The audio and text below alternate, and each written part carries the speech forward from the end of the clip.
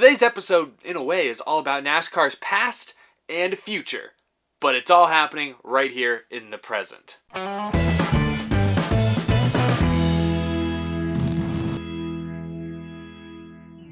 How's it going, y'all? My name is Eric, and welcome to Out of the Groove. I know it's a Monday episode. I know the Cup race at Michigan was postponed to later today. It starts at 5 p.m. Eastern time, so by the time, if you're watching this shortly after it came out, watch this episode and then get ready to watch the Cup race tonight. Should be a fun one. I think this aero package at Michigan, it's going to put on a better show than it did at Pocono last week, and that's all I can tell you guys. Not going to promise an amazing race or anything, but we've had some pretty good surprises this year, so definitely check that out. But I wanted to make this video actually yesterday, but I got distracted with the rain delay and everything. I didn't really think about filming it until too late, so I had to push it to today. But this past weekend that just wrapped up has already had a couple incredible races, incredible stories, and we haven't even gotten to the Cup race yet. And that's what we're going to talk about today. I guess we'll start with Friday night. If you missed it, Greg Biffle made his return to the NASCAR Truck Series. He's a former Truck Series champion way back in the year 2000, but the Biff hadn't raced in a truck since 2004, and he actually had not raced in NASCAR, period, since 2016. But Kyle Busch tapped him to run the 51 truck for this race, kind of as a one-off deal,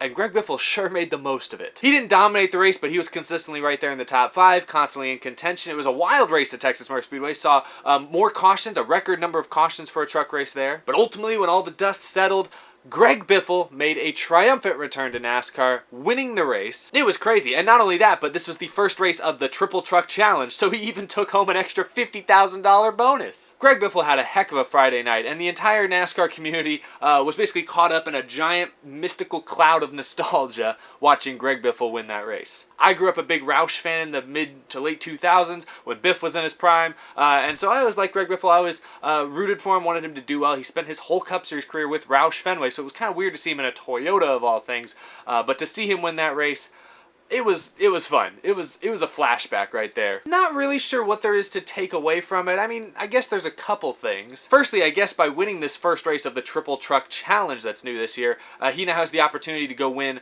the race at Iowa or the race at Gateway and could potentially get a big bonus. Now, I believe NASCAR said because Biffle is not on the entry list for Iowa this weekend, he's not eligible for that race, but he could still, I guess, run Gateway and get a bonus if he wins that one. But again, Texas was supposed to be kind of a one-off thing for Greg Biffle. He did say that this isn't a send-off race necessarily. He would like to still run maybe a truck race in the future, but they don't have any others in the works right now. Now, Kyle Busch was asked just Saturday, I believe, just a couple days ago, about whether or not he'll try to get Biffle in a truck again this year, possibly at Gateway for the Triple Truck Challenge thing, maybe Iowa, and this is what Kyle Busch had to say. There's a lot of things that got to fall into place. I'm not quite there yet. I got to start with A and go to Z, so we'll see what happens. But I've got some talks that I'm going to have today on seeing what we can get going and try. If I had an off week, I guarantee you I could tell you there's a hell of a lot better chance. But with it only being, they have to leave for Iowa on Tuesday, so I don't know if I could have 5 trucks ready to go by then. Is he eligible for the bonuses, or is that something? That's a question I have to ask today. I've heard he was, and then I've heard he wasn't, so I got to figure that out. Sounds like a lot of unknowns. Sounds like Kyle Busch, this is him playing team owner as opposed to just the driver, and he's got a lot of things to juggle. I don't know. It'd be interesting to see if Greg Biffle comes back for another race.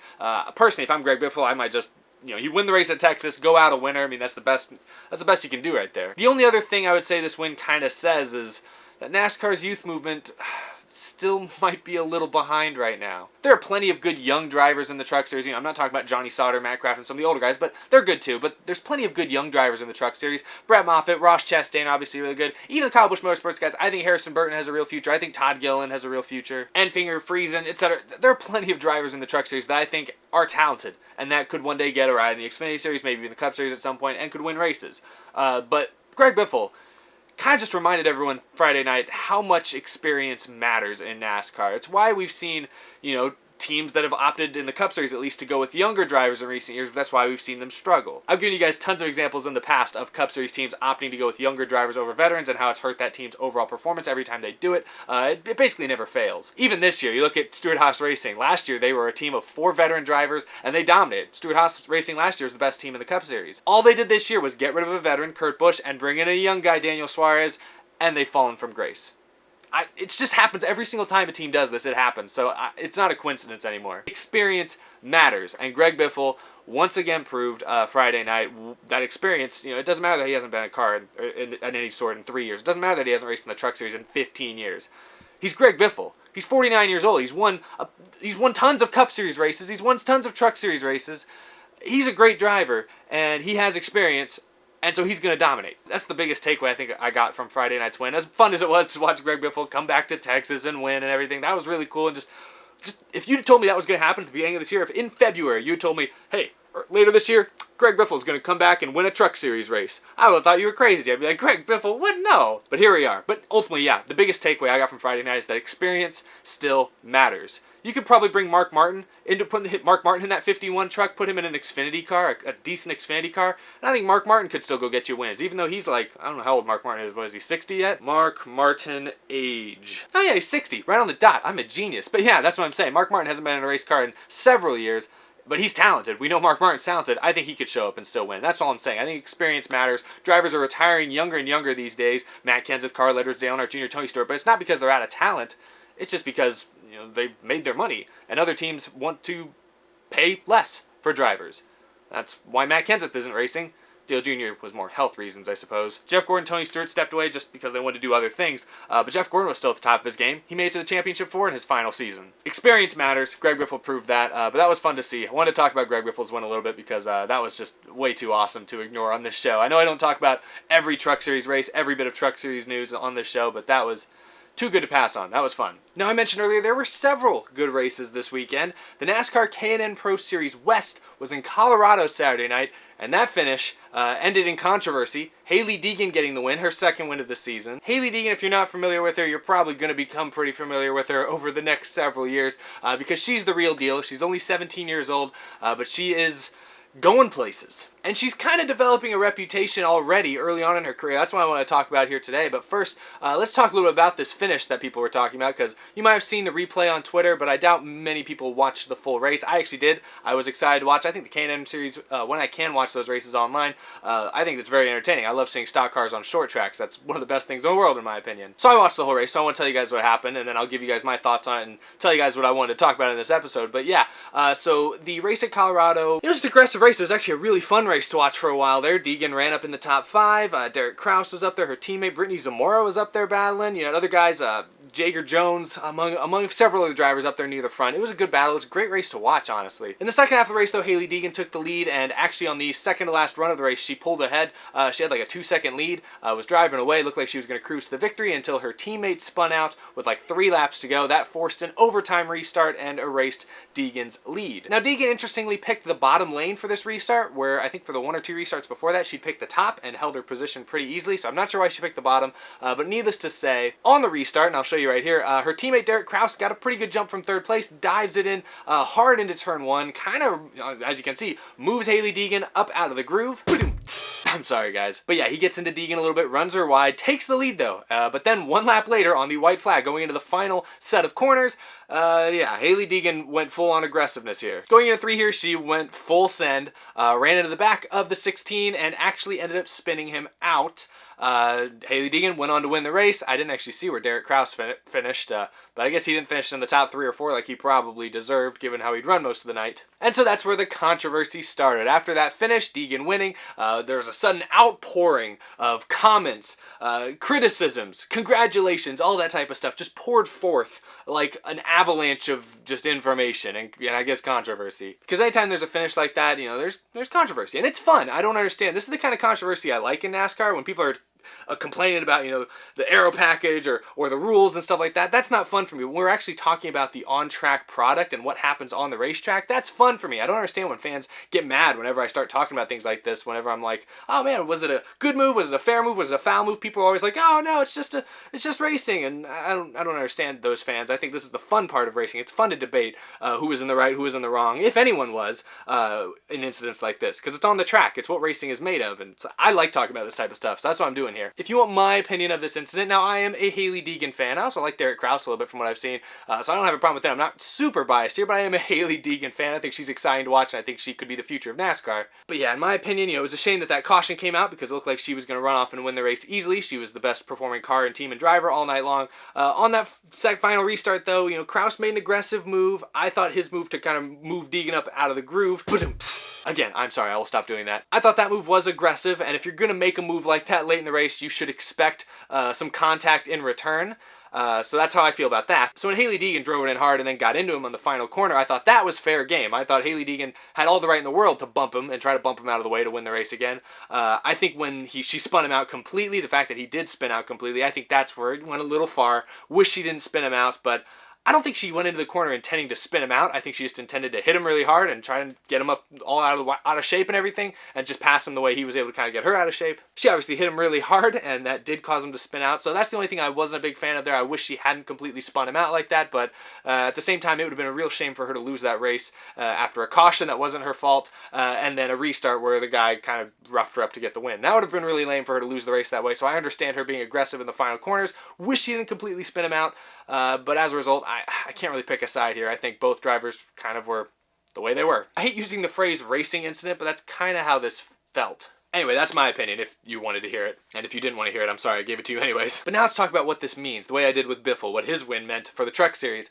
Hailie Deegan's win and this aggressive streak she's on, I don't know. I think this makes her, in a lot of ways, kind of the new Intimidator. I'm not comparing her directly to Dale Earnhardt. You know, obviously, she doesn't hold a candle to his career statistics or anything.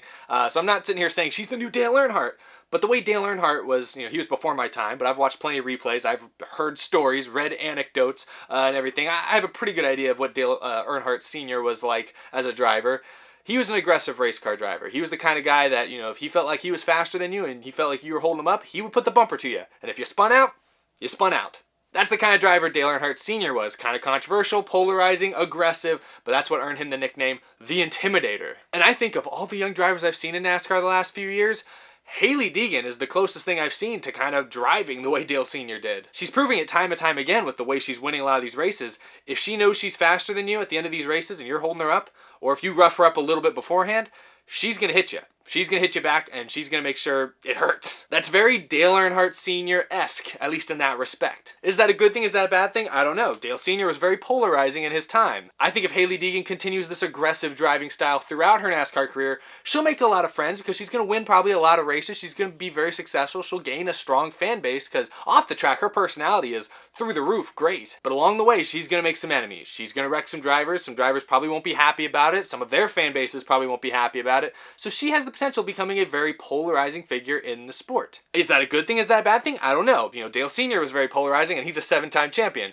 Kyle Busch today is very polarizing as well, and he is just past Richard Petty as the winningest all-time driver in NASCAR history. I know he won a lot of those races in the Truck and Xfinity Series. I'm not saying Kyle Busch is better than Richard Petty. My point is he's very successful. So maybe she has the right idea. Who cares how many enemies you make if you win a lot of races? You know, it's worked out for Kyle Busch, worked out for Dale Sr., worked out for a lot of other aggressive drivers. Tony Stewart had a pretty good career. If we look at Hailie Deegan as a driver, her skill is tops. Her potential is tops. Right now, skill-wise, she's right where she needs to be. In that equipment, she should be contending for wins in the K&N Series, and she's doing just that. She's winning a lot of races, too. So she's right where she should be skill-wise. She has great potential. Personality, like I said, off the track, she's great on social media, great with fans. After the race the other night, she stayed behind to sign autographs for a ton of people.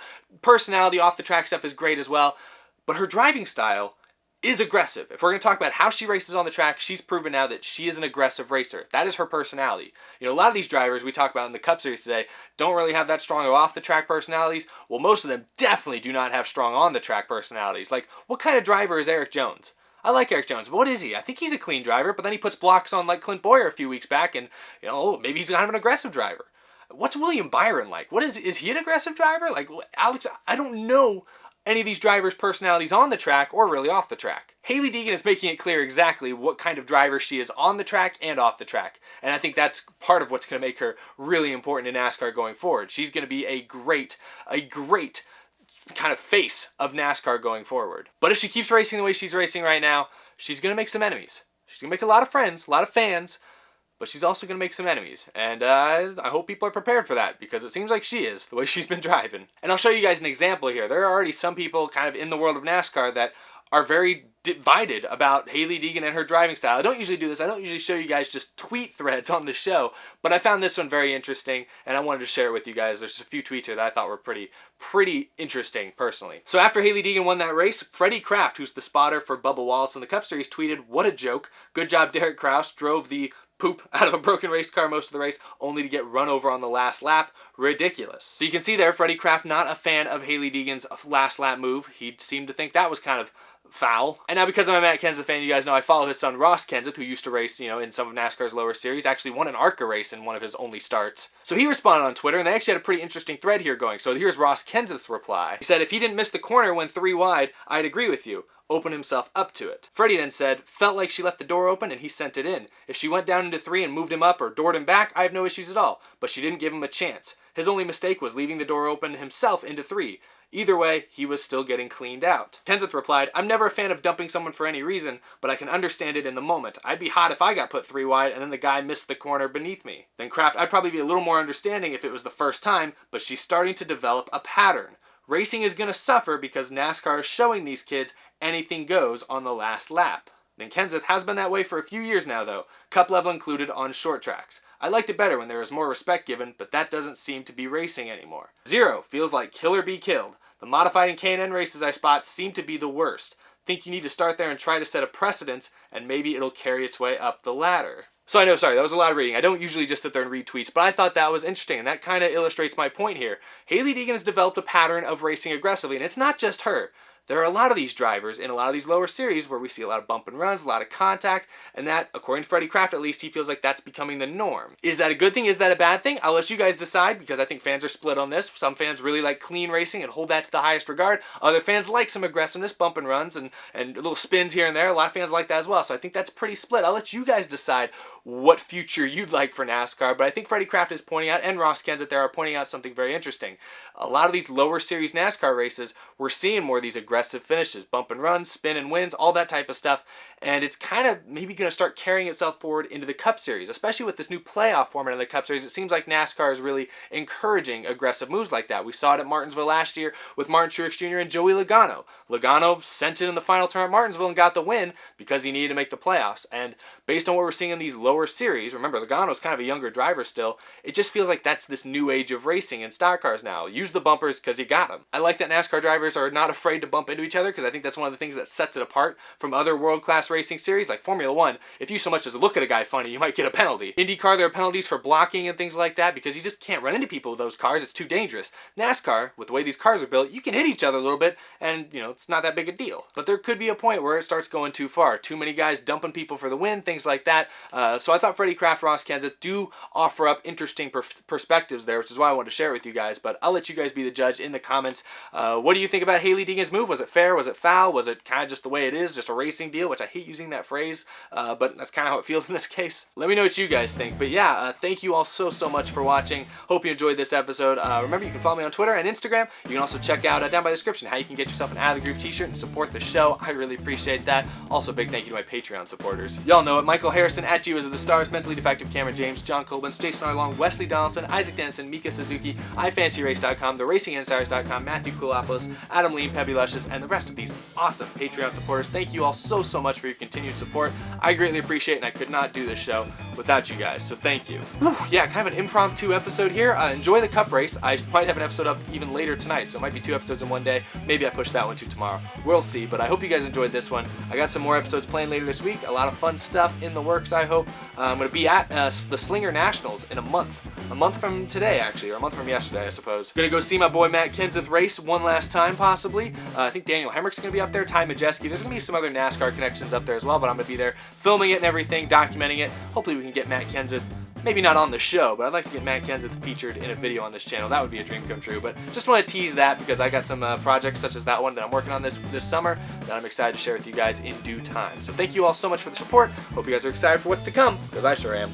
See you guys very soon. Have a good one, y'all.